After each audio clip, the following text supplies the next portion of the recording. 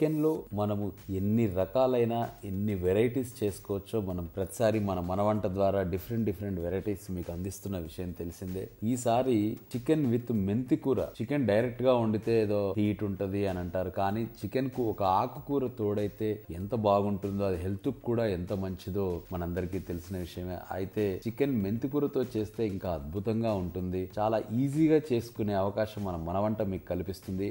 అది ఎలా చేయాలో, ఎంత ఈజీగా చేసుకోవచ్చో మనం మనవంట ద్వారా తెలుసుకునే ప్రయత్నం చేద్దాం. ఈ చికెన్ విత్ మెంతికూరకు కావలసిన పదార్థాలు ఏంటో ఒకసారి చూద్దాం. ఉల్లిపాయలు, టమాటాలు, ఉప్పు, మెంతికూర, కొత్తిమీర, ధనియాల పొడి, గరం మసాలా, చికెన్, పసుపు, అల్లం వెల్లుల్లి పేస్ట్.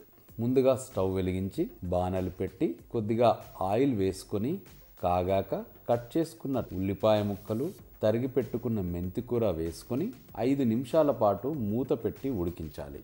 5 నిమిషాల తర్వాత మూత తీసి చూస్తే ముక్కలన్నీ వేగి మెత్తగా అవుతాయి. ఇప్పుడు కట్ చేసుకున్న టమాటాలు వేసుకొని ఇందులో ఉప్పు వేసుకొని మరి కాసేపు వేయించుకొని అల్లం వెల్లుల్లి పేస్ట్, పసుపు వేసుకొని బాగా కలపాలి. తర్వాత ఇందులో శుభ్రంగా కడిగి పెట్టుకున్న చికెన్ ముక్కలను కూడా వేసుకొని బాగా కలుపుకొని 2 నిమిషాల పాటు మూత పెట్టి ఉడికించుకోవాలి.